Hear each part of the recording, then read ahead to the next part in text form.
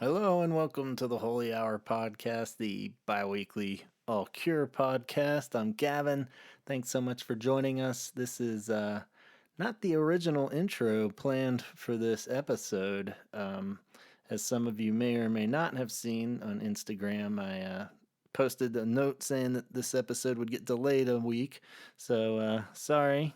Not that any of you probably seem too upset about it, but yeah, for numerous reasons, didn't quite have this one finished in time. My foot issue, I had a broken foot.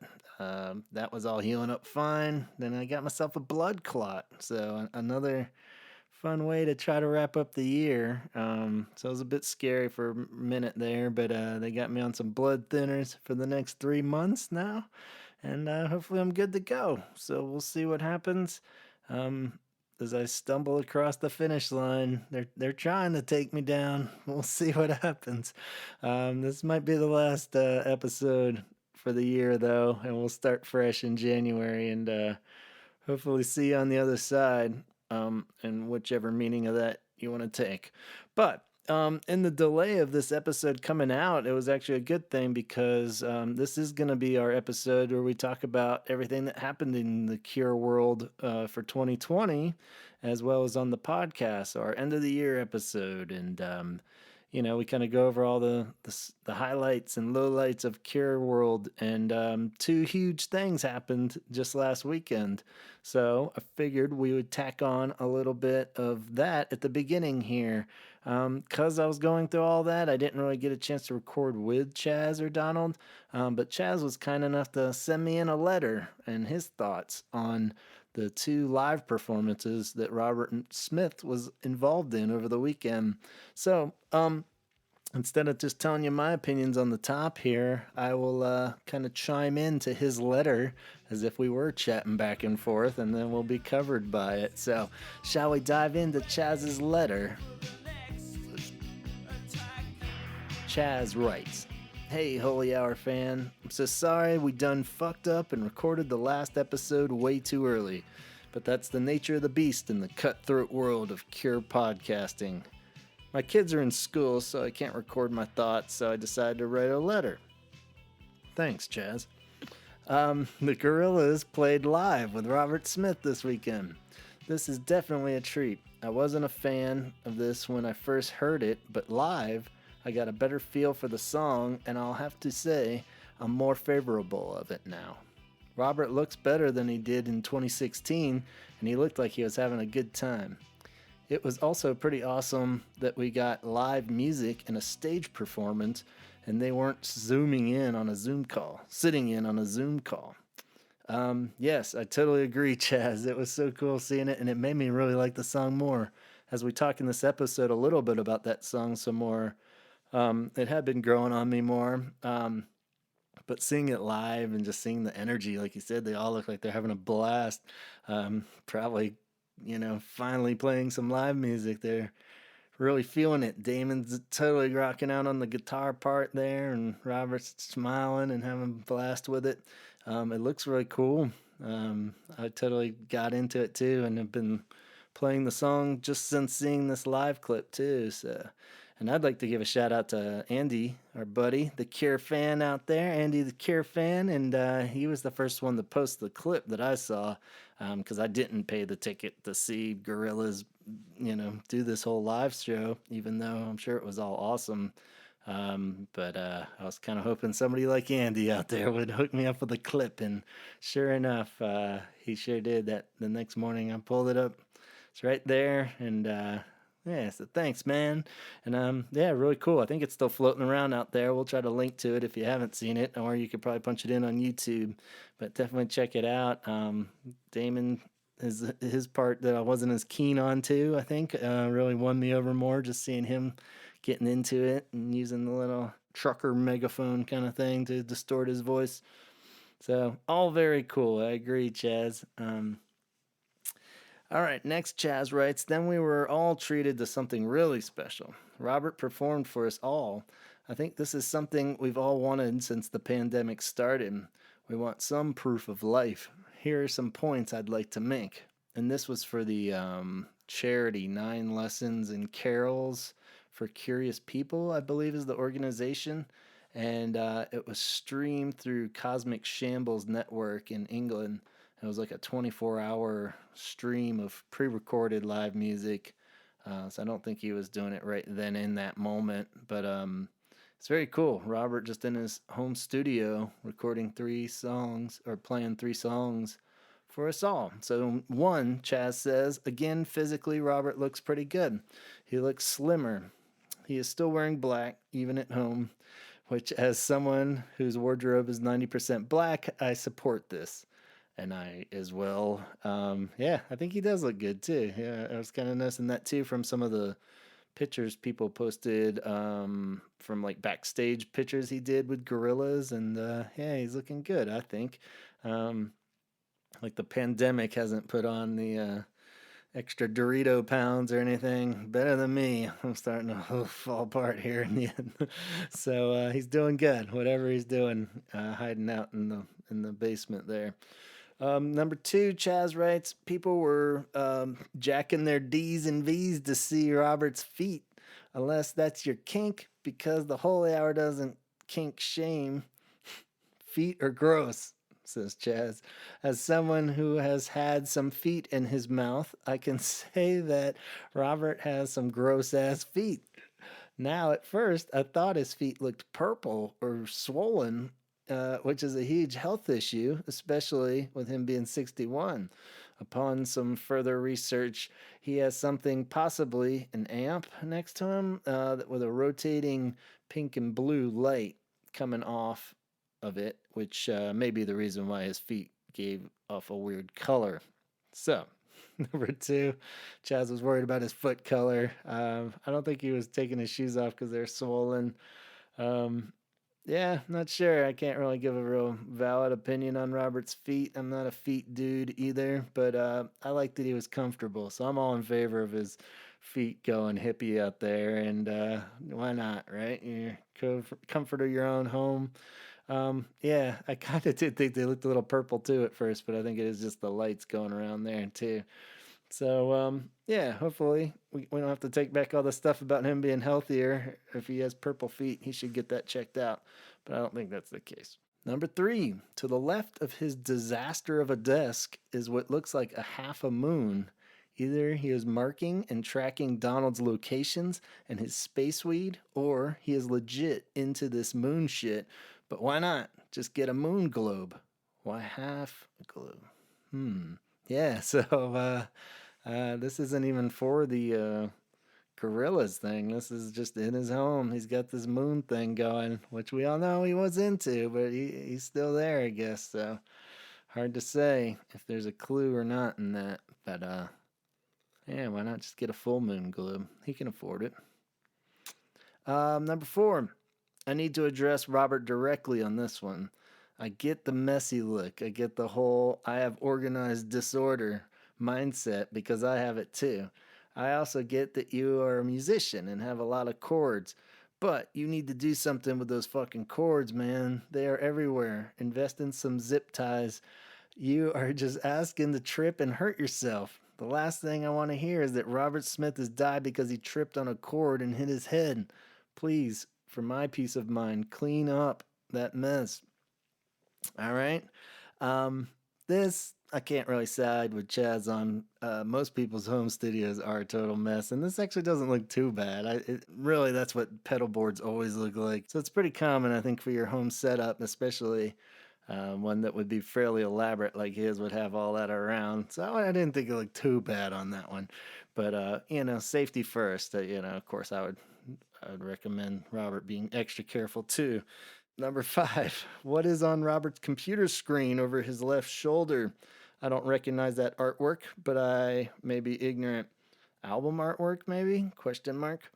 A little Easter egg for the fans? I don't believe so. It was like a little cutout doll person. I thought I saw it on something else that somebody posted for the charity. So I could be wrong on that too, but I think I had seen that where it said it was some kind of 9 lessons or something, like the little clip art for it or something. But who knows? Maybe yeah, that would be the The album cover, that would have been pretty cool if he did have some little Easter eggs in there and stuff for us, like just planted little things around his studio. Little track listing if you zoom in somewhere on something, but I don't know. Number 6, I think he chose the songs as a shout out to myself to keep doing what I'm doing and that he 100% approves of it, and I will use this in the future court cases. But I agree. Great song choices. He plays In Your House, M, and Play for Today from 17 Seconds, which was a cool little theme to go along with the 40th anniversary this year, which kind of started the year out. He makes a slightly funny joke in the beginning about how he thought that was going to be the weirdest part of the year, was celebrating that 17 Seconds is 40 years old. But of course, the year got much weirder than that. So, but cool that he was still showing a nod to the anniversary of 17 Seconds. Number 7, I love what Robert chose to play. I love those 3 songs, and I'm pretty sure we've covered our love for that album on the podcast. For the quality we are given, Robert sounded excellent. It is really impressive that he still has that voice, and it's like a fine wine. Sure is, and it is awesome. While I said, yeah, the songs were a great selection, just the way he's playing them over a little drum machine and some pre-recorded parts sounded rad. That was very cool. And yeah, I would have loved to have seen a whole show like that during this pandemic. As Chaz said, we were dying for this. This is what we've wanted all year. But we'll take 3 songs for sure. Number 8. My only legit complaint is that I do wish he had played one new song or gave us some sort of hope. Maybe he didn't want to unveil something without the band, but I think that was a perfect platform to do it. Yeah, but I could see why not, it's like a charity thing. He's not going to make it a commercial for the new album. Or, who the hell knows? He loves mystery, I guess. So, yeah, hard to say. But, of course, that would have been awesome. I totally agree. Just to have some rando new song attached on to the end, that would have been pretty rad. Would have given us all a little hope of what's going on with this new record as we get into in this episode. We'll hash out that a little bit more too, and you can listen along. So Chaz wraps up by saying, those are my points, and despite my points, we were all given something special, and we all appreciate it. Thank you. It did mean a lot, and I couldn't agree more. So yeah, I really appreciate that those things happened, and we got to see those. I feel lucky that was like 2 huge highlights of The Cure and Robert Smith for the year, and squeezed in at the end. I do something to add one more point. I love that he was using his Jazz Master with the 3rd pickup there, the old guitar, the old 17 Seconds guitar there. I don't know if it's the exact one, but it sure looked like it. Good to know he holds on to those old guitars. So let's wrap that up. Thank you so much, Chaz. It's great to hear your thoughts on these and to have some thoughts to bounce around on this too. Like you said, this was a big deal. So I'm glad we got to include it even in a weird format. So let's go into the actual episode now, and let's celebrate 2020 in Cureness and 150 episodes of the Holy Hour podcast. Ladies and gentlemen, episode 152. Huh? Wait. All right, here we go. Ready? Hello, and welcome to the Holy Hour podcast, the 150th episode of the Holy Hour podcast, the bi-weekly all Cure podcast, that is. And I am joined by Donald and Chaz for this glorious occasion on this night. We're all dressed up and ready to celebrate 150 episodes of the Holy Hour and the end of the year, the last episode of this giant turd of a year, 2020. You guys make it? You still here? No, I'm not. I don't even know what in physical month it is. form, at least. I'm really scared. Just think about what. Yeah. So what's We've already changed faced since it, then? man. Sure, what else can you be afraid of? Pandemic, the fucking world, myself. God, I could go on. Yeah. You guys scare me a little bit. I don't know. Everything's fucked up. Hey, man, the feeling is mutual. God damn it. But we're I'm here, scared man. every time I hop on here with you. Trust me. Yeah, we never know where this is gonna go. So here we are. We welcome anyone out there for listening, and we hope you're still here in some form or another too. And we've been saying that pretty much every episode since about March. So I guess we all be a little proud of ourselves. We've made it to, what is this, like level 4 if this was a video game or something? Where are we at? Yeah. We haven't what's the boss level? What's the boss level? Yeah, I don't know. level? I think that's probably the scariest part is we still don't really know how. This is already really hard. How long is this goddamn game? I know it's weird that we're not even in the same room, but we still all did COVID tests per podcast. Yeah. Those OSHA are the requirements. rules. Yeah. So can't be safe enough. So I came back like double negative. They're just like, God, you're negative about everything. Like Yeah. COVID, the world. Two negatives life. equal positive, don't they? Yeah, I mean, I'm positive. I'm negative. it you turns know? out you're the most negative motherfucker on the planet. It turns out. It's like, I just want to know if I have COVID, all right? You don't need to attack me. It's like, oh no, you're negative. You are. I've been listening to your. I mean, you have COVID, but you're just podcast. fucking You negative. you are a negative bastard. You almost tried to shit on disintegration. Even what the fuck? Oh, I'm pretty sure he did. Yeah, You might have edited it out. I'm though. still in denial. Yeah, I didn't hear it. But It's like you're So- just so shitting what's- on doctors as I'm giving you this fucking COVID test. totally. My like, what fucking is- tests. What are you, some kind of doctor? Yes, I actually. Actually, yeah. All right, all right. Would you go to school or something? Woo. Well, Now I kind of wish this was a Zoom call because we're all dressed up in Yeah. our new fancy outfits. I know you guys can't see me, but I'm dressed up like Lowell yeah. from the Why Can't Nice. I Be You video. Classy. So might not be appropriate, but So you're you know. blackface? Gee. What? What you're? Oh no, I'm just coming out of 2 giant vagina lips Oh, nice. That's okay. cool. every time I speak. Ah. You're like whoop, Yep. all lubed up. My Yep.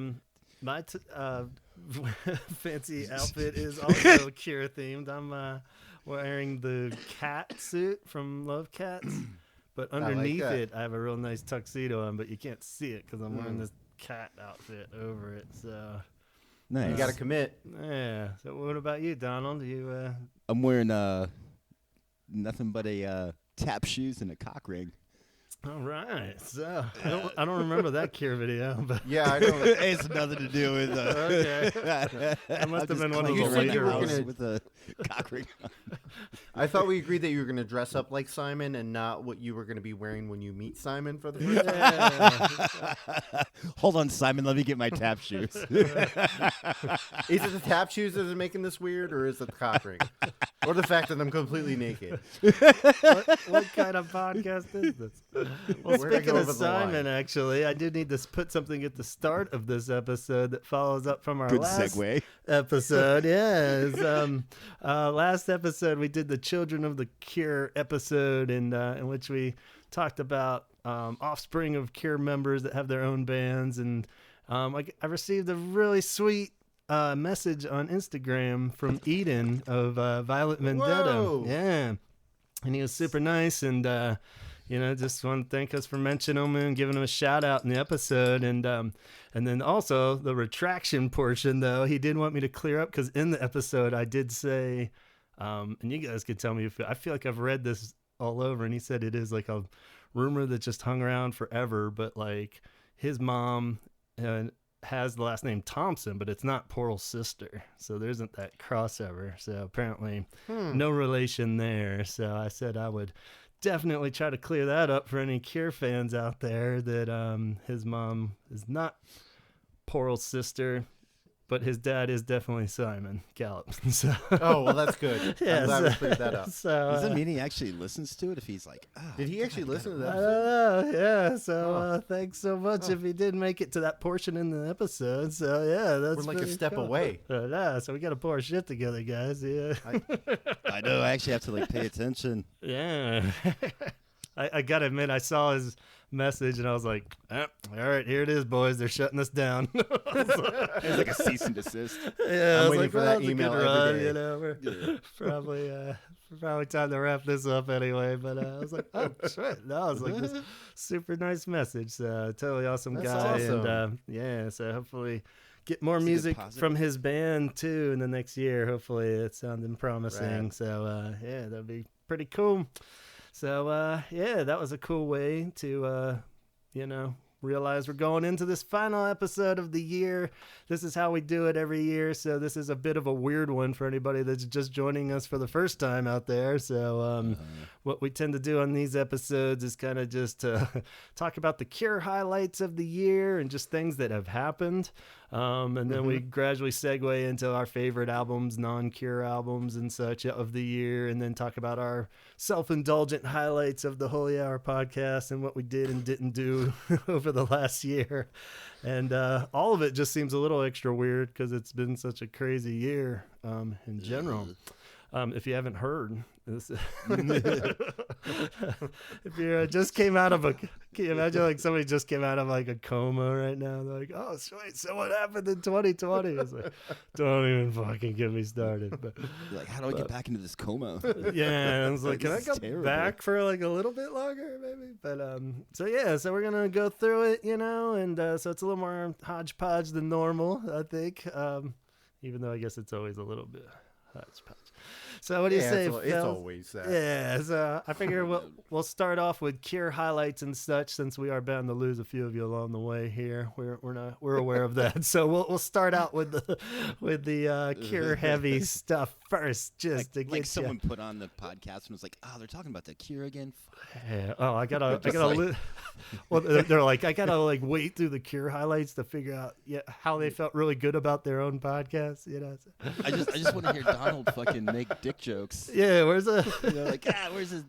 It's like, if this is an anniversary episode, I know there's gonna be a mega bong hit somewhere in here. So. Oh, buddy, I got some space weed piled All up. right. I got So, heaps. yeah, it's gonna be like Pee Wee's Playhouse when you hear the mega bong hit. Everyone freak out. So. So, I'm sure I can like stick my head out the window and hear everyone go like, "Woo!" yeah. Still got it. Instead of first responders, they're cheering for you, Donald. Yeah, everyone's Right? Someone has to do it. I'm a fucking hero. Like, we need a little more help over here. I'm doing it for you guys, Like, I've done so many bong hits. I don't even like smoking weed. But I do it because it's fucking funny. Yeah. And it's fucking silly. And if there's anything I can do for the world, is make someone fucking laugh. Like, holy fuck. I'm half kidding and half fucking dead serious. Though. Like, people This need doesn't some make you dumb sound shit, narcissistic at all. man. No. For the past 150 episodes, I keep hitting myself in the face with pies, but nobody sees it, and it doesn't make it Oh, any man. sounds. I keep thinking of it, get the biggest laugh, but nobody. Chaz has been miming the whole time. Yeah. So. It really conveys. Say it, Chaz. I really need to. I mean, I don't want to bring it up now. I don't want to need start to- some shit on our last episode, but your mime work is It's fucking ridiculous, bud. I've been working on it really hard, like since the first time you guys had me on until now. I've been dedicating, and you guys promised that we're gonna go live at one point. Yeah, and it as just soon as I still figure out hasn't how to happened. work that live YouTube video button, we'll get it going. But till then, you just keep on it. And Usually, if there's a break where you don't hear me talking, I'm working on my craft. there you go. You're like My fake children have driving a no car idea or what I'm something, doing. like changing gears, imaginary gears in the car. Dad's gone quiet again. So, Oh, boy, wait, he's miming. is he riding a horse? Like, what's going on? This is his only passion. Just don't ask him questions. Just let him finish. I think But he's he always flying a looks hot like air the fat balloon. What's crow. going on? Why does he always do this? He'll just get really frustrated if you don't guess it. All right, so shall we dive in then? Cure highlights. Not a lot of highlights. Mostly not their fault. It's been a slow year for a All lot their of fault. music. grudge holding fuckers here. You're all gonna be like this. But yeah, let's go through what they did do this year, or things that were referenced to the Cure, and get any more recap of thoughts from you guys, or initial thoughts, because we missed out a few times on what you might think. So, most recently, one just came up in the last week and a half, maybe. Yeah. Deftones put out a deluxe 20th anniversary issue of their album White Pony, and I'm assuming it's just a bonus track at the end, is from what I could tell from it. They put a few little bonus tracks on there, and none other than Robert Smith did a remix of the song Teenager.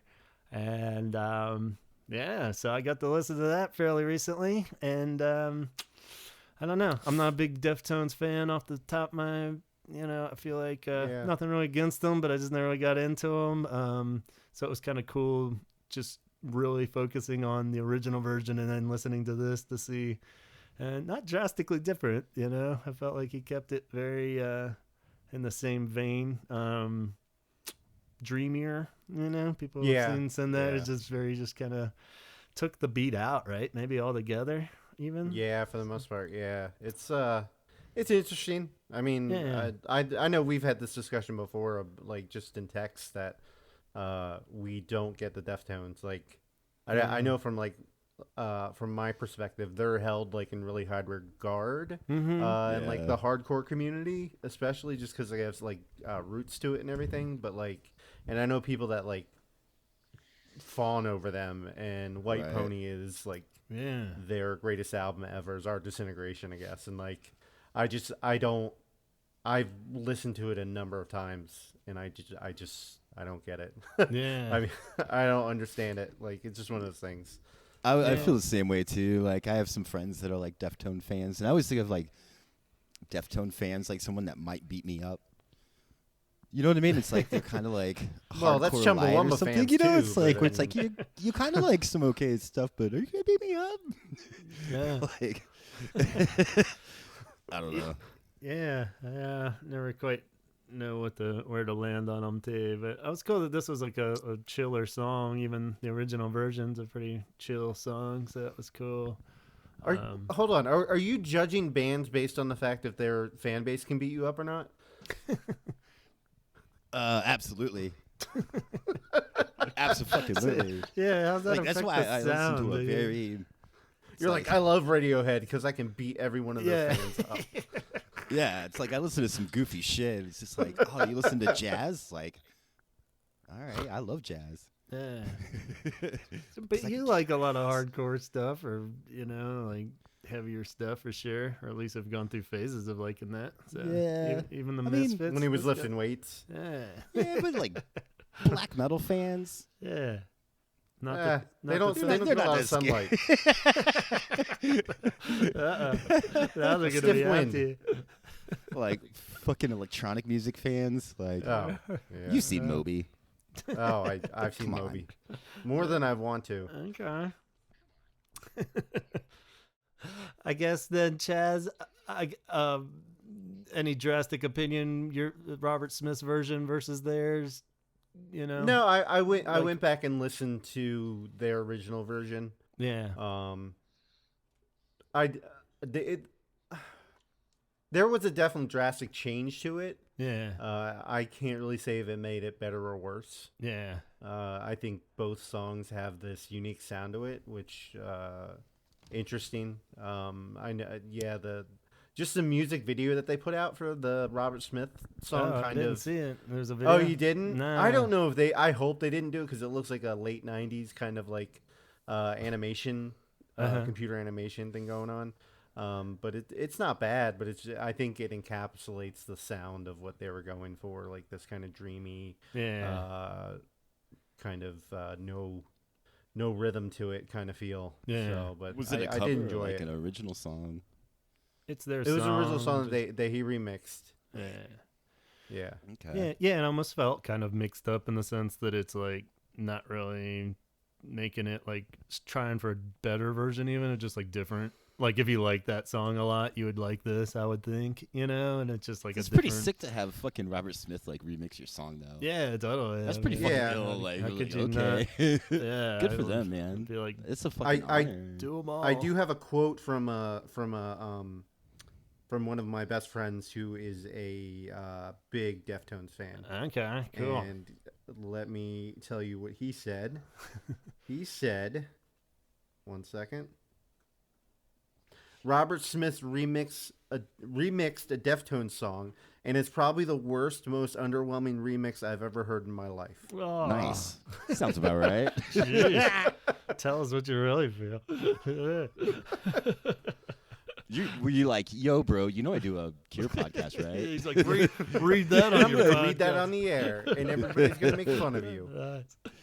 Jeez, okay. I agree with you, bud. I don't even know you. He didn't even You listen didn't to even it. listen to the song. You can't do So why am I... Honestly, I think if he would have actually had some kind of like hand in this, like the Gorilla song where he maybe sang like Played on it or backup something. vocals or something, I would have liked it more than the Gorilla song. Yeah. Yeah. Yeah. So Yeah, it's a pretty cool tune. I was Yeah. like, whatever. forgot to Didn't listen to really that, blow too. me away, but yeah, we know. yeah, so Yeah. I guess segueing into that was the other big track and perhaps the other only real release from The Cure, I guess, or Robert of this year, where we got to hear something new with his voice, was the Gorillaz tune Strange Times. And, we did the whole episode on it, so we don't need to dwell on it too much. But, yeah, it's just kind of in that same vein. I think if you're, into the Gorillaz, you'll like it more than if you totally have no desire to listen to the Yeah. Gorillaz, then you probably won't care to hear Robert Smith and the Gorillaz either. But, so a lot of tears with it. But I guess the only follow-up question for that one would be if it's grown on you any more or less since we talked No. about it, Chaz. Not really. Yeah. I think I maybe listened to it once or twice since then. Yeah. Imagine that. Hey, you can't More talk than about it. You you. didn't listen to it. You didn't listen. You have a fucking Cure podcast and you didn't listen to the one song Robert Smith sings on this year. But, come on, man. All right, I'll get to it. having Doing it out of spite at this having point. debate flashbacks now. I'll listen to it the next pandemic. It's all good. Yeah, there's always time. But Yeah. Are I've we gonna listened put to each it other more. on trial again? Holy Yeah. Now we'll just leave the Cure out and put each other on trial at this point. Oh shit! But I like it. It's grown on me more. I definitely lean towards more of that Robert Smith version. There was like the two versions of the Gorilla songs. Yeah. One was the Robert Smith one, which is a bit of a drag because it does take out a lot of Damon's parts and the whole like vocals, I think. But at the same time, I think it works better that way. The beat comes in faster and, it's cool. It's not going to blow you away. And like I said, hopefully it isn't what we get for another 13 years or something from him. But same time, nice to have any little nugget at this point. So I'm all for it. But so moving on to actual Cure releases. Yeah, Record Store Day did manage to happen in some weird forms or another. 17 Seconds got reissued, Blood Flowers on vinyl, and just recently Japanese Whispers. But I think you had mentioned, Chaz, that that's a not pre-order. coming out. Yeah, okay, so not till next Yeah. year. Yeah. So But these records came out already, right? the first two, the reissues, they're picture disc ones but they haven't reissued Record them Store as Day. just like records yet, have they? Like you can't just buy No, like not a yet. blank No. blood flowers. No, not that I've seen. Like that's what they did with the last. Yeah. The last time they put it out, like the 8th time they put it out in a row No. instead of No, because they only put Blood Flowers out once. Yeah. So that was like big deal. 17 seconds. Yeah, 17 seconds kind of overkill with how many times it's been out, but it's never been on a picture disc. But they picked the two worst artworks to go with to make a picture Right. disc out of. Yeah. Like I don't know. I always pictured picture disc as being like on display Yeah. and like as a piece of art along with the music, and it Right. just like the two worst albums Yeah. they could have picked to make a picture disc out But of. do you they think picked. does a band ever like just not do like the album cover though? I mean, like what would you put on it other than the how could you save that No, really? Do you think that ever gets weighed in as a factor to release it as a picture disc or not? Is just like showcasing the art too, or is it just for the novelty I don't know. of it? Like I don't. I mean, sometimes, yeah. I think it's just a matter of like making it look nice. Yeah. And having something cool to look at.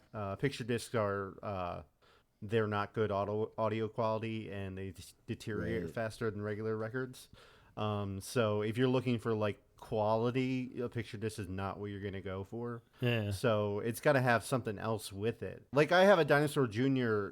Picture disc for Nice. What's that one? One of the songs off of Where You Been, but it's like full artwork on this picture disc, and it's like it's awesome artwork, and I'm just like, wow, that's really cool to look at. I really want to own it, but like I look at these two, and I'm like, I'm okay. Like I still bought them, but I'm like, I didn't make I didn't make my way to the record store like at like 4 a.m. to wait in line to get it. Yeah. You know, I was just like, if I get it, I get it. If not, I'm sure I can get it online somewhere. Yeah. I like the art from 17 Seconds though. Yeah. I Like think it's real bleak, you know. I mean, it's not like is it Yeah. gonna pop on a picture disc or whatever? Like maybe. Like I don't. Yeah, I haven't seen yeah. it. But I imagine you could do something cool with it, but like. It's It is cool, but I mean, pretty like the whole idea, like, what are you stark. doing? Just like staring at it while it's spinning around anyway? I mean, what do you do with it? I guess I just don't really get the concept. I kind of feel like they should have just totally put out like a regular version too, you know? And then it's like, if that's your thing and you think it's cooler for the collection, you know, go for it. But, you know. Yeah. I know. I think I have like one picture disc. I don't even know what record it is. Yeah. But it's like I never pull it out and look at it. Yeah, I mean, I I'd be bought like, woo, yay, wee.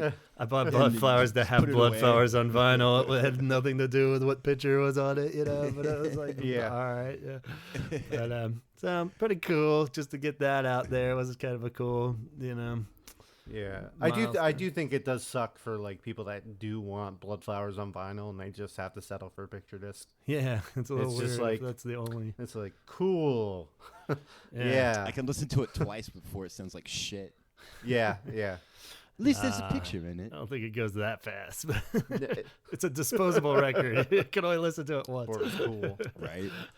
We did get an official release. This is the closest thing to the new album as of now. We got a solo record from Roger O'Donnell that we also did an episode on earlier this year, Two Ravens. So that was pretty cool. I think a huge part of that diving in, the excitement of that too, was just because it was like something new from Cure, you know. So, but I mean, it's definitely held up. Definitely as it's got more like winter even. I found myself going back and listening to it more, or it is very like getting cold out, and you know it fits that way better than even in the summer, you know. That's actually like the only like kind of Cure thing I listen to, like podcasts, like homework. That's like literally the only thing I listened to, and I actually kind of liked it. Like that was the best thing. Yeah, We so, really appreciate it. Yeah, that would have been a long hour and a half. Right. So thank you, Don. I think we all gave that record the same score, like 7 out of 10 or something. Yeah. I think we're all on on the same page with what we all felt about it. So. I don't remember doing that podcast. I'm not sure I was on that. That is one. awesome. I was on that one. I don't know if you're fucking with me. Like, yeah, you totally were. Yeah. Yeah, you said you're I gonna get the edited you tattoo. in. You're gonna get it tattooed across your chest. Yeah, you got that raven on you yet? Ah, It shit. says 7 out of I've 10. been wondering what this means. On top of that, we got some interviews from Roger and a few interviews, not too many, a few scattered ones from Robert too, from the Gorillaz release, and then a few Roger ones. So we got to hear a few little updates, but you know, most of it pertains to the elusive new album that we'll talk about in a second here. But yeah, aside from that, the only real highlight was them winning that NME award for best festival shows of 2019, which I thought was cool, but yeah, who knows. But yeah, it's good to get some acknowledgement for it was a good year of festival shows for the band, and glad that it got acknowledged before everything went into the dark ages of live music. So pretty That was cool. so 2019. Yeah, it's hard to really God, get ugh, too don't get me excited. started. Totally. That was the worst year ever. Yeah. It's just so much better. Yeah, so I guess 2021's my year, baby. Yeah, we're all gonna shine. Everyone's got such high hopes for the new year. It's all gonna come crashing down by the end of January. It's like, wait, everything still sucks. What the hell? So yeah, I guess going along that angle of before we move on, the predictions of the new album episode, we did December 8th, 2019, and we were all kind of waiting with bated breath for that album to just suddenly appear before Christmas last year, and didn't quite happen. And then we don't know if it's finished now and they're just waiting because they want to tour for it. Hard to say. Like we said, with the Gorillaz tune came out in summer, he was kind of dropping again, that he had more time to work on it. He was finishing stuff up. We don't really know if it's all just mixing at this point or if it's totally done with a cover. I knew about the coronavirus before everyone else, and I decided to wait on the album coming out. I think you get a copy of it with the vaccine or something. Oh, nice. nice. It's like the Cure, the promo, it's like one of those, like the old days when they'd send them out to the record shops for promos. Right. You get the Cure. If you really want the Cure, you got to get the album too. He said that the pandemic had helped him work on it. So I had the question of, do you think that the pandemic actually sped up this album coming out? Like, it would have been even longer of a build up at this point if he didn't have the whole year to work on it. This now? record has to be kept at minus 80 degrees. Yeah. like the vaccine. It's like, damn, it's really hard to. It's so cold. It is so cold. Or do you think, the actual pandemic did hold up the release of this record? Like we would have had it do you think we would have had it if there was no pandemic this year? My biggest fear is that the album's already done and now he's going over it and tweaking it. Yeah, that's my biggest fear. Nothing else to do but just like yeah. It's like I wonder what a trumpet it sounds like. It is just bringing in weird ass parts and he brings in like an '87 keyboard and starts like playing the really bad trumpet sounds off of it. Yeah, that actually sounds really good. Yeah, I'm like, yes, so do that, please. This is a home run, guys. Each song probably has like 15 remixes now, so it's gonna be some good singles. Maybe we could get like 50 remix versions of every song. So who knows? I guess it's like $1 million mystery. We won't know until he actually starts talking about it, but who knows what will come out there. I have to say that like I need this album. Yeah. Like I need something to distract me, even if it's bad. Yeah. Right. Like, yeah. So like we watched Unhinged with Russell Crowe the other night, and it was like I was like, I just need this. I need this hour and a half of distraction. Yeah. And it was. Yeah, it doesn't take much. I mean, it's like, even if it is pretty spotty, we'll all love it just because it's like, yes, feed it now. It's like, so who knows? Do you think he could have possibly been off by that much to think that the album was about to come out and then it still has a year's worth of work to do on it still? Like, I mean, it sounds kind of harsh, but it seems like if you were working on something, you would know if it was like, I guess if there's no deadline anymore, like we're saying, he was just tweaking it or not tweaking it, and like it could have been done maybe by like March. But what do you think the turnaround is from final album to production, like of like producing the CDs and the vinyl and everything? I think it can be super fast. That's what I would think really so. Fast. I know vinyl can be a little bit of a hang up, but you can always pre-order that even if you like, if you get a digital download or whatever, you can do it like that way. Yeah. But it's like, so he could have possibly put a deadline to himself to be finished completely with the album by like, I don't know, June, July. To have it out by the fourth quarter of this year. And everything kind of stopped in March. And everything might have just stopped for him too. I don't know. Like it's I'm sure it's a legit hang up, Can I toss a theory out there? Sure. Maybe he's being like super ethical. 'Cause like mass producing something right now. It's like Not it's a real good thing. dangerous. Like if you look at where like COVID spreads, it's like meat packing things and like He's packing meat manufacturers and now? like Amazon and shit like that. But like people are like Yeah. that make like CDs and records and shit. Like it's a factory kind of like Yeah. setting, and like You're forcing maybe people it's to work. not like this. Yeah. Yeah, like And maybe it's consume. not like I don't maybe think they're- maybe he's just being mindful of like Yeah. life Yeah, I in get the you. world. You know, I'm just throwing that out there. No, I definitely, I could see having that moral quandary because Yeah. I have that every day going to work, like, Shh, and it's just like, fuck, what am I doing? with you, bud. And like, Yeah. you're just like, if I give it to this person, and like, I could see something like that. Yeah, Being an issue, I'm not. I mean, it's kind of out there, but still, I could Yeah. get it. But yeah, I just Try think a that it's million like, I mean, things. maybe he just wants like this to. I think they just want to release it and tour on it. Yeah, that's what I was gonna say. Totally. I think that's the bigger deal is that I they're think that's so exactly big what it on is. touring. Is that why put an album out if you can't tour for it? Yeah. Which where they I've make their joked money, about. man. Yeah, I mean they're Yeah, they're I don't so even think it's good about online. money anymore. I mean, I don't. Nah. I think I don't think it's about that. I just think it's about like just every time they toured, minus that I can remember, minus 2016. Like, didn't they have something to tour on that was Yeah. recently released at least?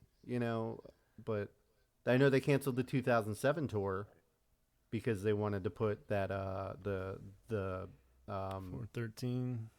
413 out. Yeah. So Yeah, so that's probably it. Like 90%, I would think, is that, I mean, I think everyone would be fine and, like, yeah, obviously, Forgiving. we just have the album. Yeah, forgiving in the sense of, like, just put it out. You could either tour it We later understand. or just not tour it. They are, like, 60 years plus at this point. If there ever band needed an excuse not to have to do a fucking world tour for the album, Yeah. I mean, this is, but I think they really do legit love it, or he does. Oh at yeah, least. if you're So, I putting mean, on it's 3-hour concerts every night, Yeah, when he's not some of going your through the contemporaries motions, are doing like an hour, Yeah. and it's obviously that you love doing this and that you're trying to provide for the fans. Yeah. Yeah. So And he probably has like a big ultimate vision for it being the dark album where he was already Yeah. thinking like doing the dark set list and bringing back all those, dark songs and stuff like that. So he probably has It's this like whole the world's not ready now with COVID. Yeah, it's not dark They enough. can't handle the darkness. hey Bob, it It can't isn't get dark much darker, man. Yeah, nobody's gonna Let's be get wanting- weird, bud. As soon Like, as I don't- everybody's out and happy again, he's gonna put out this dark tour. Drag us back into the darkness. We'll do it. Yeah.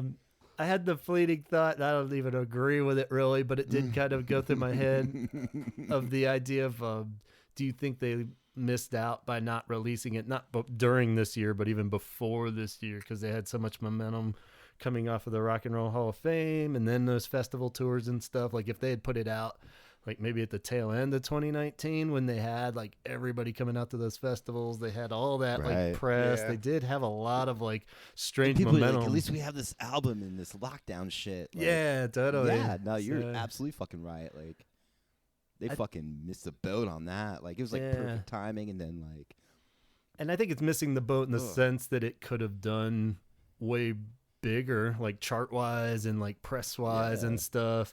Then now, if it comes out, I think Cure fans will all love it and might, get some of those people back in. But maybe there was like a good chunk of people out there that were like, maybe like sort of Cure fans, but then they saw them for the first time at one of those festivals and like became huge Cure fans. Cause there were a lot of those. You see them online where like, people Yeah. are like, yeah, I never got to see the Cure. And now I'm like fucking diehard Cure fan. And like if Yeah. they had put out a new album too, just like it probably could have stood a chance of being a fairly successful album. I mean, it'll still be successful in like the Cure world kind of thing, I think, no matter what. totally but, right, man. But yeah, so it's a little shame. But I would have You been know. pissed if I would have bought tickets and because they would have put that album out and toured, I assume, right? yeah, And yeah, then so- my tickets would have been canceled, and then yeah, my, tickets definitely would have. my dreams of Dune have already been canceled for this year. Yeah, I know. So There was a real early on episode. You were like, as long as Dune doesn't get canceled, I don't give a fuck at this point. As long as we Yep. live and Dune doesn't get canceled, I was like, it's like, oh man. So- Because they never even put that out, right? it's all ready to go, but they canceled it to put it out in the theater, and it's gonna come out in October of next year. Wow. You're to be wearing like a scuba suit, Yeah, my Fremen. like because my the friend- my pandemic's still still gonna be suit. going. Yeah. It's like, I'm fucking going. My to eyes this are gonna movie. be blue. I'm just living in the dirt outside because it's close as I get the sand. I've held on for this for 2 years. My dog's dressed up like a sandworm and just. Why does he keep bowing down to his dog in the backyard? Talking about spices and shit. The spices. Spices. Well, Every time you look in the backyard, I have 1 or 2 more followers, and yeah. All right, so as we get away from the Cure and Dune and things of the fantasy world, the new album and other fantasies that will be out there. Albums of the year, yeah. Unfortunately, we can't say the new Cure album, but it's pretty clear we all listen to stuff outside of the Cure as much as we love them to death. We pretty much have to. So what albums really stood out? We've talked a lot about albums in general on this podcast this year, more than normal, just because of our pandemic tunes episode, which I recommend checking out and getting. should do another Just one. music was a huge part of everyone's survival tactics, I think, this year. So what ones, if they carried over from that episode, or new ones, did you guys dig? What do I'll you go think, first. Chet? Oh, yeah. This band Mets. Okay. Mets? Spelled like Metz. They put out an album, Atlas Vending, and I just rediscovered this band again. I used to listen to like a couple of the records a while ago, and I kind of forgot about them. And they just popped in my head like a while ago, and was like, holy shit, like fucking powerhouse motherfuckers, like so aggressive. I think they're on like Sub Pop or something. Okay. And they have like they have so many good records. But that's, I think, that and this band Stuck. Okay. Change is Bad. It's the name of the album. I think that came out this year. Cool. It's like really the only new stuff I've listened to. I haven't. What does Stuck sound like? Are they heavier or more chill? They're pretty aggressive, pretty political, but like, they're hard to. I don't know. Okay. We'll play a little snippet right now. Yeah, they're like.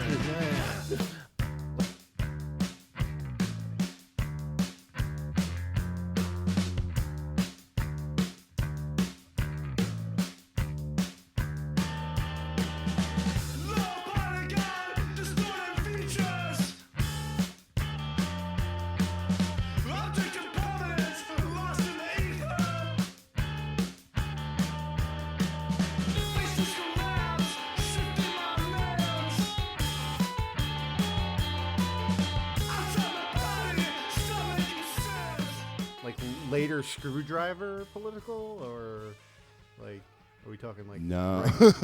Like Dixie Chicks political? Or Like more like Dixie Chicks, Or political, Dixie Chicks. but we're like aggressive. It's just Okay. like quick paced indie rock. Like Okay. that's all it is. Cool. But it's well done. But I've been listening to fucking Power, Corruption, and Lies a lot recently. Yeah. Like I'm kind of rounding out the year with. Yeah. Nice. Yeah.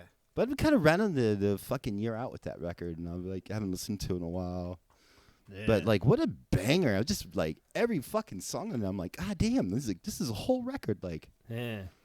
woo! Like I was this saying lots there of is jams like on that. a like they've deluxe reissued those a billion times, even more than Cure albums and Right. stuff. But they did put out like some mega, the ultimate definitive version or whatever of that Yeah. album too, and it is pretty rad because there's versions on that it's just like straight up kind of like slightly demo-y but like instrumental, kind of more like the Cure reissue ones where it was pretty cool. Where I found myself just Yeah. putting that on and like and it just goes on for like 2 hours almost. Or so. I just feel like it's like ridiculously long, but it's awesome because it's those You're like, same okay. tunes over and over. Yeah, and it's just like you could totally just let it roll and never have a problem with it. And And yeah, I always I love that. like shit like with what they do. It's like electronic stuff. Like yeah, I like hearing that kind of like that band yeah, electronic demo-y kind of stuff. Always sounds like fucking way doper. Like all the electronics sound a little more like raw and It's a a little little less grittier refined. and a little off too at times. You know, like it's the like, little this just don't like aren't quite as smooth on some of them or something. Yeah, it is. yeah, good. they're just like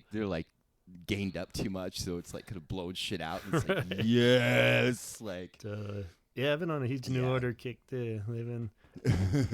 Bernard got the COVID, man. Did you hear about that? That sucked. No. I saw an interview with him. Yeah, he did like. All right, a I'm cool officially done with this virus. Yeah, that was like whoa shit, but God. it sounded like it kind of gave him a rough time for a couple weeks Fucking there. But he did an interview. He sounded good. He just said the kind of the short of breath and taste stuff was slow coming back, but he seemed in It's good gonna health. fuck up his vocals. But yeah, Judging by his lyrics, be nice. That was mean. That was be mean. nice. But, it might make him better. yeah. It's like shit. Now he sounds like Joy Division. That's good. I was gonna say he hasn't had taste for a long time with his lyrics going on. There. Jesus, so, holy shit. Boom! I fucking love New hearing, Order. too. I love New Order. yeah. And I like that new single. They had the "Be a Rebel" song is actually really cool. They have stuck to that where like they put out like a new album, whatever, like probably even more sparsely than Cure stuff when you put them all out. But it's like there's always like 2 songs that are like fucking phenomenal. They'll hold up with like all their shit, and the rest I'm like, huh, that was a weird line. It's like, ooh, okay, interesting choice. Didn't quite hit that note there. Okay, Yeah, it's like all right, cool. you But decided it's to like put it's that on literally the one of those album. things like, but it's like one of those things that I actually really like make like their early stuff that I like real intimate. Yeah, Like when he goes to hit a note and it's just like so yeah. close, bud. It's And it just good. makes me love him like all the fucking Yeah, more. Like, there's a 'cause charm he there. goes for it. It's like yes, man. Like, yeah, for sure. it's man. beautiful. They didn't make it to They make one a of lot the of biggest beautiful music. bands in the world on looks alone. Let me tell you. Yeah, that's what I. What kind of stuff are you into, Chaz? So I think I'm gonna try to go through this list as quick as possible, but Okay. there was this band that I was really into when I was like about 15 or 16 called the Julies. They released an EP that I really love called Love Life, and they had another EP that was never mass produced. It was put on cassette, but only a few are actually out there. So this independent label this year put that EP out for digital download and everything. They remastered and everything. So that was a big highlight for me. I've been looking for about 15 years or so and finally got it. So Nice. That's awesome. favorite hardcore album of the year was Be Well, The Weight and the Cost. Really melodic, really poppy for a hardcore album, and I really enjoy it. Julian Baker, the singer-songwriter, she has a new album coming out next year, but she released one song this year called Faith Healer. It's pretty good. It's a little bit more rocky and more instruments because she usually just either plays by herself or has like another instrument with her. Yeah. So this is kind of like full band, which I'm kind of interested to see if that's on the whole album. I kind of hope it's not, but yeah, we'll see. Seems like it's headed in that direction. Yeah, I hope not, but we'll see. An album that I think that you would like, Gavin. This band Chamberlain. They started off as more of a hardcore band. They were called Split Lip, and then they changed their name and their sound, and they have like this kind of alt country kind of sound now. Red Weather is the album they just put out this year. It's really, really good. I gave That's it easy to one listen pronounce. so far. And Oh, you dig did? it. Yeah, Oh, cool. yeah, Awesome. yeah. Awesome. It's pretty cool. So, You should so- go back and listen to their older stuff. It's not as well produced as the new album, but I think it's really Right. good. Okay. And then my favorite album of the year, it just came out about 2 weeks ago. I must have listened to it about 50 to 60 times already, and it's just on a constant loop over and over again. Soft Kill, Dead Kids, R.I.P. City. If you're looking for like a New Order kind of modern kick, Yeah. I would definitely say that's the album that you should get into. Yeah, they fit the bill. Yeah, even that last song on that album has a Nick Cave feel to it. It's very, very good. Like, if you Donald, if get high and listen to that album, it is so fucking good. Like, Right now. yeah, seriously, right now. Let's pause this and Yeah. Yeah, hold on, I'll be right back.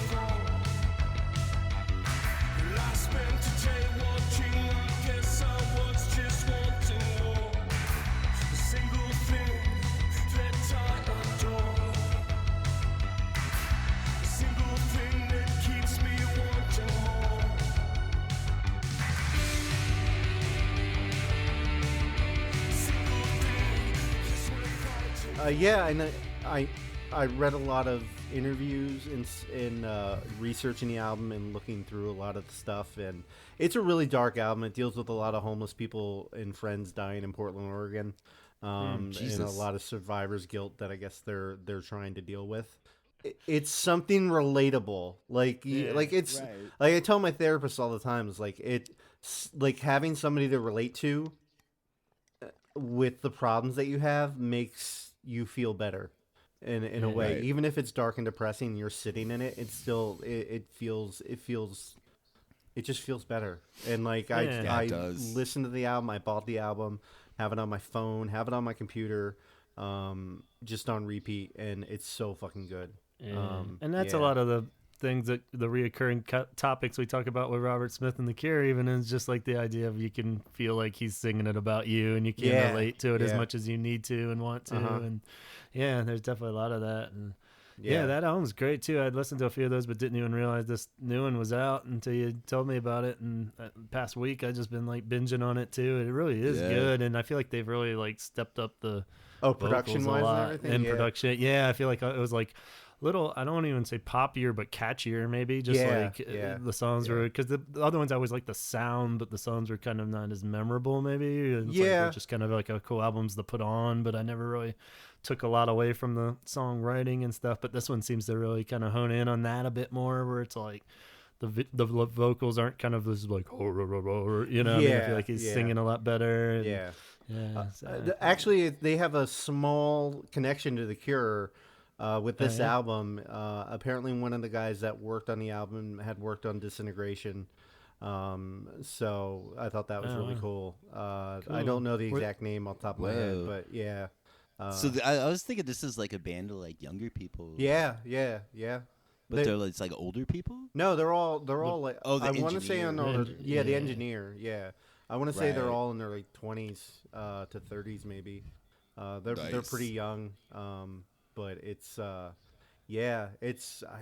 can't say enough about the album. Like each time I listen to it, I find something else that kind of hits me, whether it's music wise. They recorded the bass last, which I don't know if that's something like I've never been in like a production room or like anything like that, but they said that they recorded the bass last, which that'd be weird. When you hear that, you can pick it out, and just like wow. And there's like it really carries over on a lot of the songs.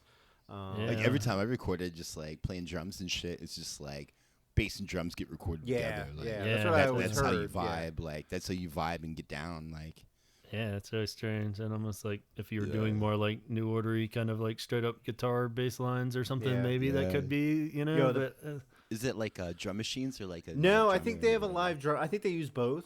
Wow. But nice. They have it's a 4-member band, so I'm pretty sure that they have a drummer. I've never seen them live, and the music videos I've seen them in, they're not playing live or anything like that. So I'm just guessing. Yeah, just guess me. So do you know if they played that Meltdown with Robert Smith? Were they one of the bands? I couldn't remember if it was them or Soft Moon. Yeah. I Just felt the like soft they're- names kind of threw me off. But Yeah. Yeah, it's pretty similar. yeah, Okay. and same too genre wise. They don't sound the same, but you could they could play in the Yeah. same fest and you wouldn't scratch your head. So, Right. but yeah, Donald, I would definitely recommend this album. I'll check 'em out, You bro. would Yeah. absolutely love it. So yeah, I'll do it next year. yeah. No, you should do it tonight. What about you, Gav? My quick rundown was weird. I definitely was leaning more towards the EPs and singles that came out a lot this year. I don't Yeah, a know if lot that of was, I don't know if that was just easier to do during these times or if that's just where it's all headed anyway, of like gradually releasing singles as you're recording albums or what. But it did seem like a lot of my favorite stuff were just kind of one-off singles or Yeah. EPs. I Some love of- a good EP, man. That's my Yeah, favorite shit it right is. there. Like an EP on cassettes, like whoop. kind of the way to go, especially like smaller bands too, or you're just kind of Yeah. still they're getting their sound down and you're kind of just feeling them out as a fan even, and it's It's good smaller. energy on EPs generally. And EPs where you Yeah. can slip that cover song. yeah, just like You there's some know? weird ass thing at the Yeah. end. yeah. Yeah. Totally. Totally, man. The band Black Marble I like a lot. They've put out a few full length albums and stuff, but they put out an EP this year that I've been really into called I Must Be Living Twice, and that one's pretty cool. Nice. and What a it's- good it- name. Yeah, totally. And it kind of fits in that, yeah. like soft kill, kind of modern take on New Order, Joy Division feel to it. Okay. It's a lot of synth stuff in it and stuff. But Oh no. that Synth. and actually that Topography's one that's Lowell's Kids band that is really leaning towards that, and they put out a bunch this year. What a good name And, too. Fuck. Yeah, and, Topography. yeah. So that one's Fuck really. out of here. That's so good. I've been digging that one, Not My Loneliness, but Ours, and that one like gets super reverbed out and feels very, like I talked Yeah. about in that last episode. So that's a good EP that's out there. Secret Shame, who I've praised a lot, is that Asheville band. They put out a single this year called Dissolve. That's probably my favorite actual song of the year. But Until you look at yourself, longing for someone to help or no to, but it's too much to talk about. Give it, I'm glad to die. There are far more difficult things in life. They're pretty sick. That was a good band. Like you sent me their Yeah. stuff. Like I actually did listen to them. They're pretty good. It seems like they got stuff in the works and they're ready Yeah. to roll too. I'm afraid of so many bands that might just dissolve during this year. They're just like Yeah. fuck it or like something your favorite happens. restaurant. Or they're Going gonna get under. better because they're just gonna fucking sit around and play and Yeah, jam, hopefully like, that's the more that's optimistic. what's up. Yeah, I'd It's like to peop- think. like fucking musicians are just like getting down, like because there's nothing else to do. It's like, Yeah, totally. So those are my singles. As far as albums, this band Cathedral Bells, which also falls into that kind of like very synthy, atmospheric kind of stuff. They're you wouldn't think it with the name. yeah. They put out a new album, Velvet Spirit. It was recommended by Jeff in the Pandemics episode, actually, and just found out he hooked me up with a copy of the vinyl too. That he's sending, so that's super sweet of him. That's So dope. thank you, and can't wait to nice. play that because I've been just streaming it constantly. So that's rad. And there's a band from London called The Big Moon. It's a female artist band. I think all female band. They have a couple other good ones. I thought they were Aussie, but they're British and have an album called Walking Like We Do. That's really good. They're actually on Fiction Records, it turns out, whatever the fuck. All good names. Weird like the name of version. their band and the name of their Yeah. album. The It's really Big good, good Moon. names. Yeah, they got some cool ones. Just good, catchy And songs. it was like walking with whatever. Yeah, Walking Like We Do. Yeah, that's fucking ill. I like that. Hey. And my top favorite was a strange one because I always like my favorite album of the year always has to kind of surprise me in a weird way too, and this one definitely surprised me. That band Yuck, the singer did a solo album and his name's Max Bloom. He put out a solo album called Perfume in April. Well, it's called Perfume. It came out in April, and it's really cool. It's more like it's got more of like a Britpop flair to it because I kind of liked Yuck because it had more of like a 90s rock Dinosaur Jr.-y vibe with some of the guitar parts and stuff. And And this one's just super catchy songs, though. It almost has like a super furry animals vibe to it or something. But Fun ass band. yeah. So he channels a lot of that, and it was just one that kind of surprised me with catchiness, where I listened to it like twice, and I had like songs actually stuck in my head that I was humming along and stuff. So that's always a good sign. Yeah. I was like, man, I don't have to work at this at all. Like these songs are just in me now. So like, does it for me. yeah, I so don't it's have to try. yeah, It's it's just nice. awesome. I don't mind doing the work, but sometimes it's nice when they just fucking land and you're like, I love this. This is great. Good job. All right, let's.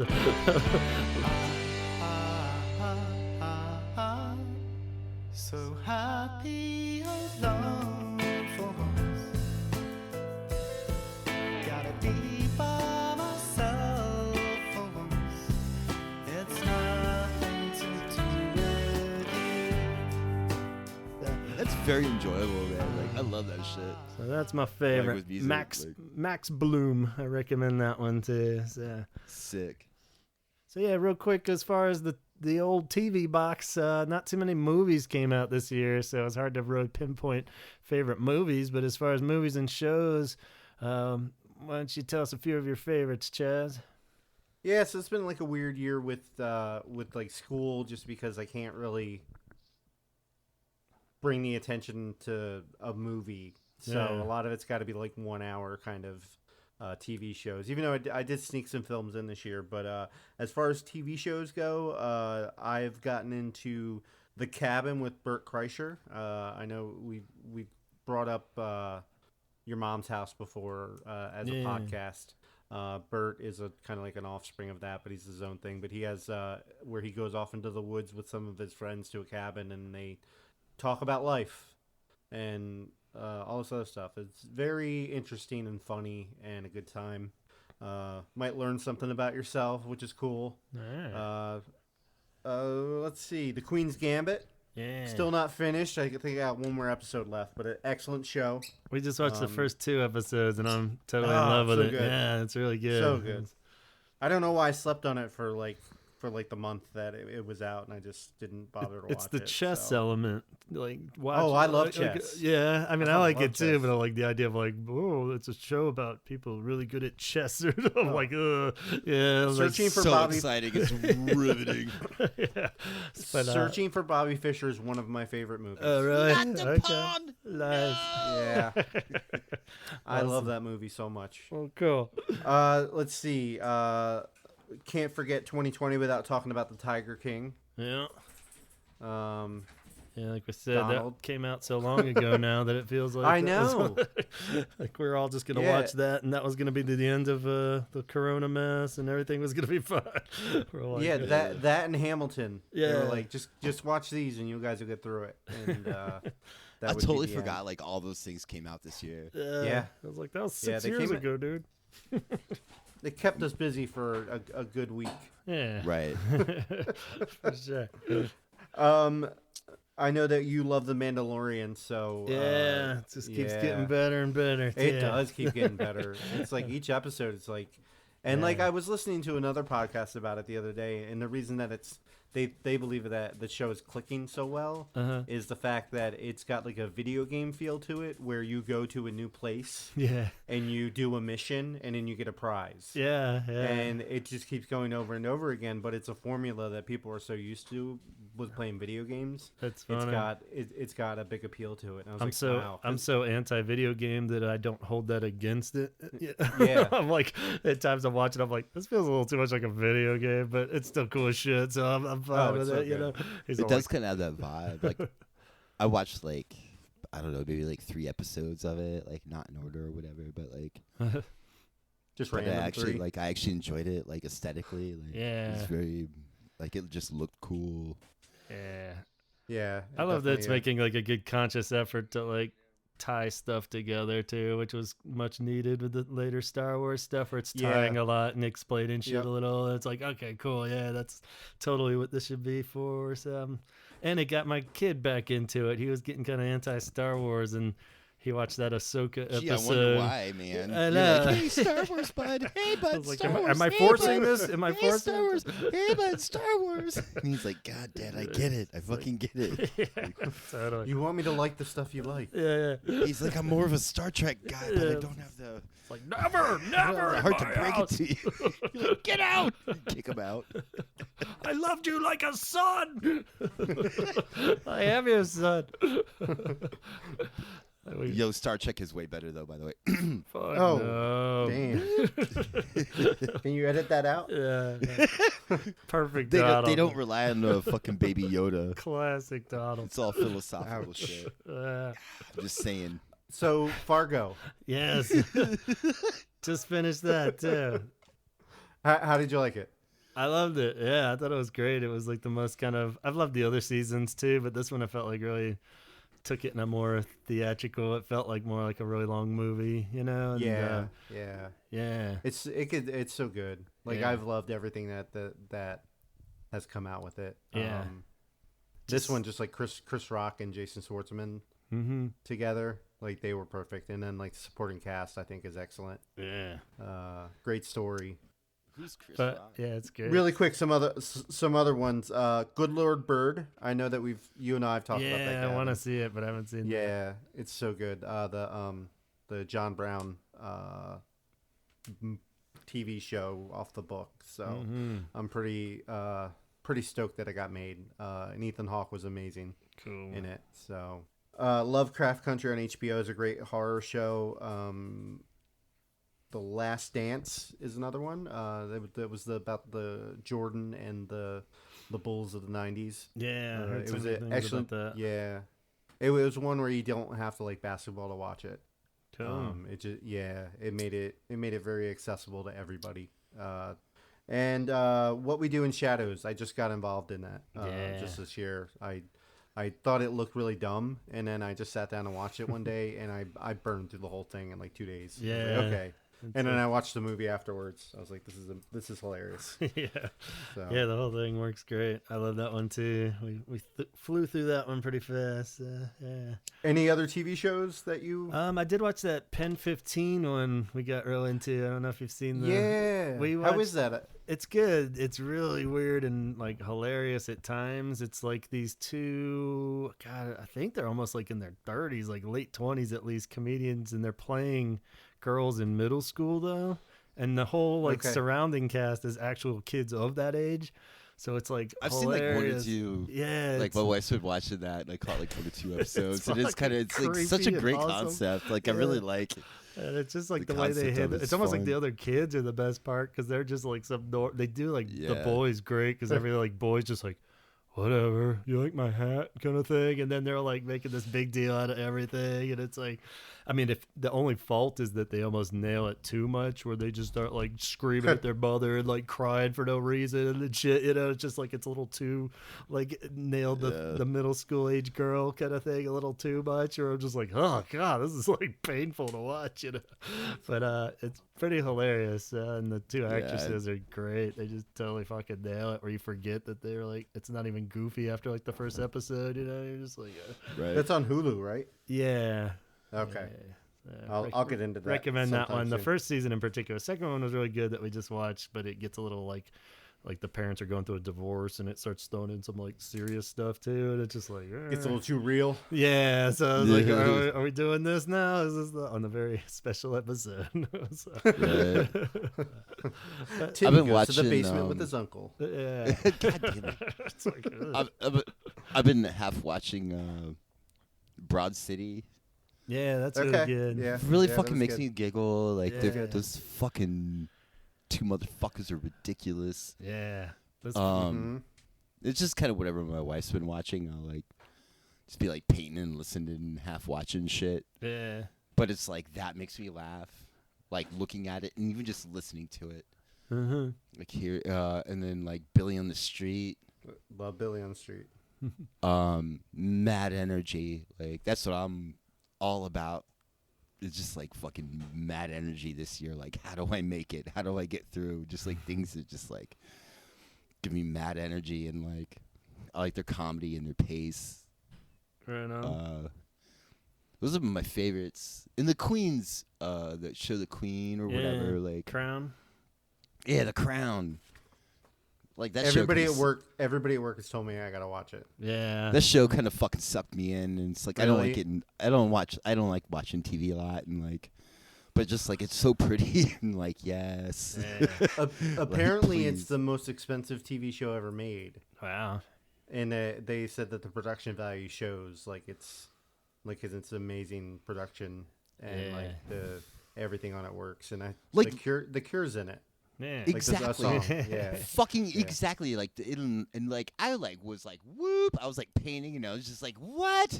Like holy shit! Yeah. Like just like fuck yes! Like that's why I like this show, man. It's so good.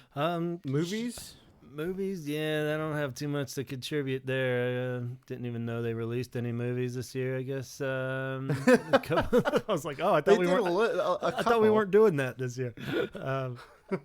I did see The that. theaters are closed, but the movies are still coming. Yeah, I guess they still had some. I did like that. There was like I think it was called Bad Education. I saw it on HBO. That was like I don't know if it was made just for HBO, but it was Hugh Jackman was Oh, like a yeah. crooked principal. That's on my list. Yeah, it was I've really been good. a huge fan. He's your tall boy. Right. But At yeah, it least was it's cool. not a proud boy. I like kind of double life kind of movie things where somebody and it was all based on a real story, so it was pretty Yeah. cool. But Yeah. I liked seeing the corrupt side of public education too. It's so riveting. Yeah. So Class Action Park is a documentary about Action Park in northern New Jersey. It was an HBO documentary. I remember seeing the commercials when I was little, but I never went. But apparently it was like just chaos, and kids ran the park. They were like 15 and 14 and 16, and it was just people died. And, and it's actually really there's some heartfelt stuff in it, but it's actually it's a really funny show. Chris Gethard is on it, and he does a great job of bringing the funny to the documentary. Awesome. Yeah, he's cool. Yeah, another one, The Five Bloods on Netflix is a Spike Lee movie. That was excellent. I'm sure that's going to be up for awards this year if they actually do that sort of thing. Yo, Spike Lee's one of my favorites. Yeah, he's great. Fucking get me with some Do the Right Thing. Come on. That movie's the best. Borat 2 was yeah. another one that I watched.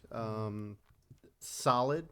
Not as funny as the first one, but I don't think it was supposed to be. Yeah. I felt like that we were able to laugh about the first one, just, but like when you're living in it now, it's and you're more too real. aware of what's going on. It's kind of like, yeah, we are that terrible, So, and the girl who played his daughter in it deserves every award. Yeah, she stole the show. She was absolutely amazing in that movie. And the fact that it had a good straight-faced. ending, I love too. Yeah. Like where, won't spoil it, but the fact that usually those kind of movies, they start out with some good chuckles and then they kind of just fade out. It's like, Yeah. whatever. But like the fact that it actually thought out enough to like make a really good kind of twist ending where I was like, Yeah. oh shit, yeah, that's pretty good. So had me laugh. And a lot of it was just made on the fly, just because the ending, they had another ending made or were working on one, and they had to change it because of COVID and like all this other stuff. So yeah, actually, Trump. All this other Yeah. stuff. Fucking Trump. All this other we're not stuff. supposed to talk about him. on crazy Read dude the that whole you ass thing. I really get shut down. here. now. Color Out of Space, which was a H.P. Lovecraft story. And if you're a fan of Lovecraft, like a lot of his stuff isn't made very well. So this is one that actually I think kind of did pretty well based on the source material. And Nicolas Cage is in it, and he plays the kind of psycho part that he played in Mandy, which was amazing. So check that out. Another one I'm thinking of ending things on Netflix is All right. Charlie Kaufman kind of fever dream kind of movie. Yeah. It's a little weird to get through, and it took me about 3 watches to get. Yeah. So This shit's always wackadoo. Yeah, Yeah. I've been wanting it. It looks visually cool, of course, like all is, but then like, I hate false reality shit though. So I feel like I'm looking at like we're just like, I don't know, is any of this really happening? It's kind of like, oh, come on, man. I only got so many fucking hours. Like, tell me what you want me to actually know, and not. I definitely get what you're saying. Yeah, life is a false escape. Totally. Yeah. Is this He's shit giving real you or escape not? and giving you an alternate reality. You got to jump in, man. Yeah. Take the ride, Gav.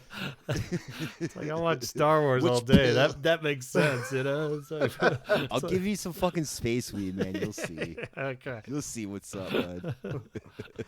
Sounds like And a then, plan for 2021. Really quick, my 2 favorite horror movies of the year. The Platform. It's on Netflix. It's a Spanish film, I believe, called El Hoyo. Okay. And it's basically, if you've ever seen the movie The Cube, where all the people are Yes. stuck inside and all the cube moves around and everything. I fucking It's love kind that of- movie. That movie's so Yeah. fucking fun. You would love this movie then. It's kind of the same premise, but there's a platform that has food on it, and it drops down from the top floor all the way to the bottom, but you don't know how far the bottom goes, and like you can eat as much in 2 minutes, and then it moves down to the next level, but you can't take anything from the table. Like you Holy can't shit. keep it. And then like by the time it gets to the bottom, everybody starves because there's no food. It's a very, very crazy social experiment kind of thought of a movie. And then The Lodge, which is another horror movie this year that I really enjoyed. Cool. Yeah, I won't give away too much of it because I'll probably give away the movie. But Starring yeah. all beavers. Yes. The first all beaver cast. Justice Beaver. We gotta get this shit built. It's actually an animated comedy movie, like Bebe's Kids, but it's just Whoa, all it's just beavers. Okay. Yeah, That'd be nice. dope if all my movies were like really weird, like hentai, like fucking like waifu shit, like some anime shit. Everyone's like, okay, cool. So yeah, a couple big milestones with the podcast this year. We'll wrap up with it. And the idea we moved on from Podcast Garden as a hosting site was huge for me anyway, with my stresses of this damn show and relocating everything to a new home, hopefully safely forever. And so if anybody's still not clear on what's going on with these old episodes that reappear back in the feed, it's just I'm gradually dropping them back in there. They all are on YouTube, but just getting out of that relationship still. I'm just getting more and more episodes back. So I might do a mega download at the beginning of the year. Take where it back, Gavin, man. I'm just getting them all back, you know? It's This is so much work. slowly. Yeah, so I'll go gradually sprinkle them in. It doesn't seem like it's bothering job, anybody when they reappear back in the feed, so I might up that a little bit instead of just doing it in the bye weeks. So keep your eyes peeled at the bottom of the list is all I can really recommend. And Listen up. yeah. My boy Gav is fucking working hard at it. Like, like fucking pay your respects. Well, you know. It's on YouTube. It's on different servers. Like, Thanks, just man. And, sorry, I'm getting all angry at the yeah. listeners, but It's like, don't yell at them, man. Jesus. They made it this far. They deserve our praise. In 2020, we did episodes 125 through 153. So we're chugging along. We got the 17 seconds anniversaries. We Wait, did this some- is number 150. How did we do 153? Oh, shit. Is this not the 150th episode? I'm bad at math. I think we missed it. You're right. We did the 150 with Faith, with Eric, I think was 150. Damn it. All right, let's start it all over. Hello, welcome to the Holy Hour podcast, the 153rd episode. This is the 153rd anniversary of the first episode. So every episode's its own anniversary.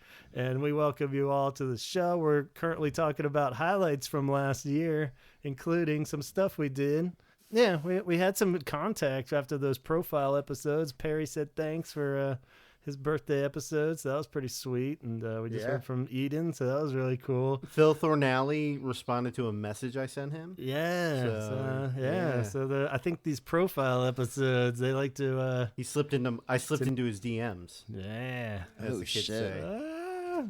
But I love like podcast shit, just doing episodes with people. Like those are still my fucking favorite. Like some of the favorite ones too are like the ones where we having had a conversation call with in someone, or had guests. We tried to get that a bit more, and we'll hopefully. I like that angle, like with Eric. So maybe we'll start doing that where we're not doing their origin tale so much. Is that we'll pick a common topic, and we can all kind of just have them as the fourth guest on the show. It would be kind of cool. Fucking next year, man. That's gonna be what's up. Yeah, like, that way we're not putting you on the spot and stuff. So if anybody out there that's listened that hasn't been let's have a call in, conversation, let's buds. do it. I know there's a few people I've got written down that I've said I'd love to make it happen, so I'll try to reach out better too. And special thanks to Nat and John. We had on twice actually. Our buddy here in Asheville and longtime friend Ryan Scott. We had on.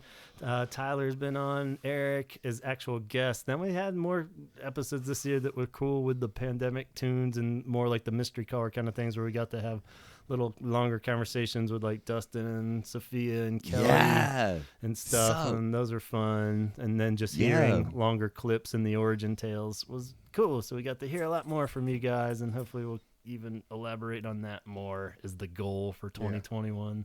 That's just my favorite, man. Thank you guys, like all Thank y'all. you, everybody. And even on top of that, the thanks just for even if you did just send in a self-recorded clip too, any kind of contribution for sure would be great. So we really appreciate that because it makes those episodes really come to life a lot more when we have more input than us talking in circles, So and just vibing with people, it's like like let's have a good conversation with someone who's like, you're fucking chill. Like, all right, let's talk. It's like it's nice. It's rare to meet fucking chill people. And I'm getting lots of like just full on correspondence going, which has been really sweet. I've talked to shout out to like Jonah and Eric too a lot, and like and Jeff, people I've just kind of written kind of unrelated to the show, even just messages back and forth and letters. It's been really cool just getting to know people and getting random. You get letters in the fucking mail from people? Yeah, not handwritten, just emails. But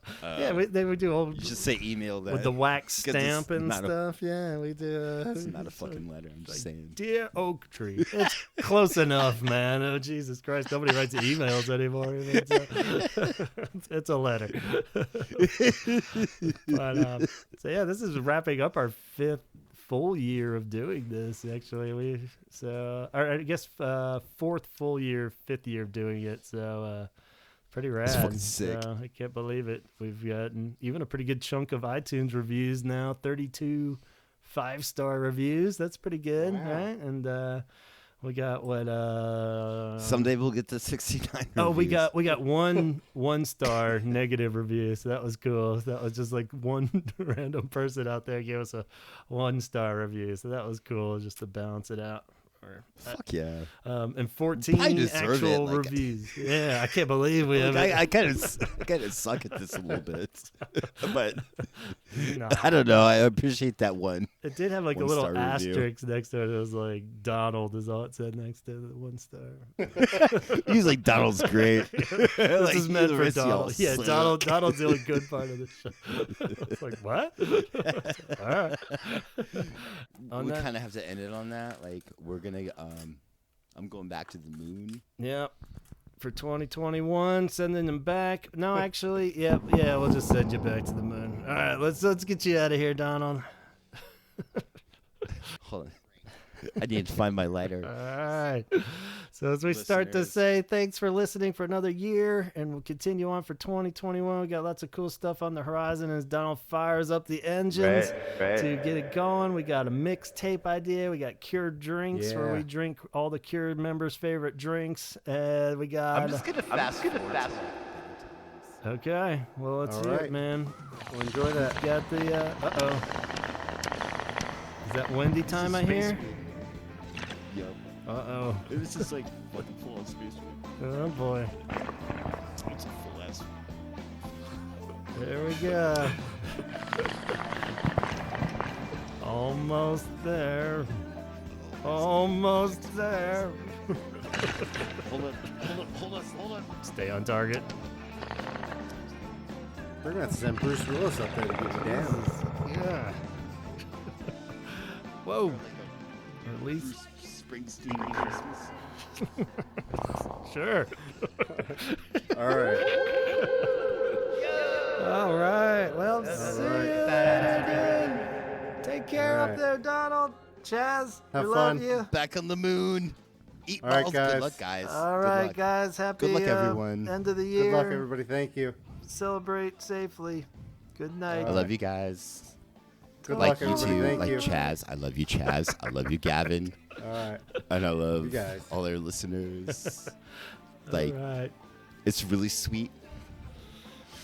Take it easy, So man. Just remember that. There's sweetness out there. You're just gonna find it.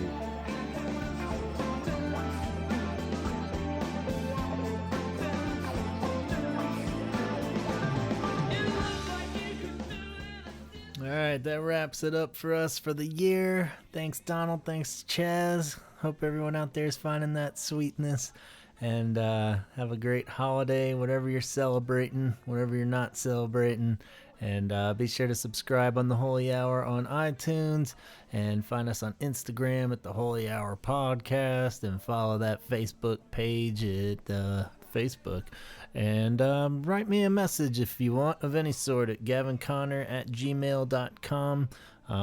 We got lots of great episodes planned for the new year, but feel free to send us any ideas that you think we've missed out on. Any ideas, we'd love to hear it. You know what we're into at this point, so drop us a line. And go check out that YouTube page. It's definitely gradually getting more and more momentum. So it has all the old episodes on there. And it's just an outlet for some cool playlists and stuff, too, that we've created. So go check those out. And until next time, have a wonderful and safe holiday and into New Year's. We'll see you in 2021 when everything's magically better. Good night.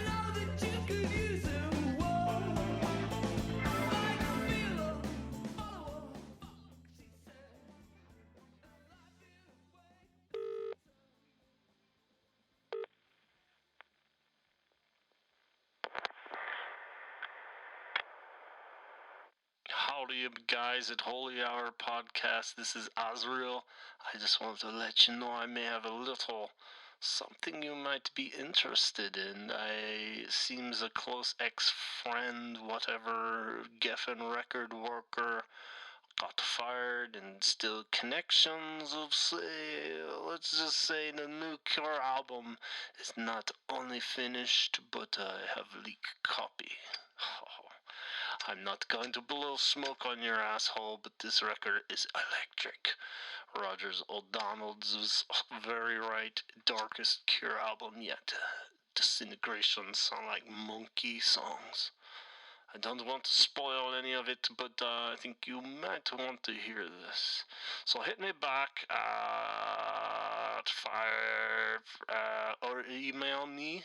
I think you'll have my email already, maybe, or just swing by the house at any time. I love to drink ham beer with you, and we could hang out and listen to a record together and jerk our ears and have. It'd probably get messy, but I know you guys are always down for a party. So, yeah, feel free to swing by. My address is... And, I'll be waiting for you either way. Talk hard, bitches. End of messages.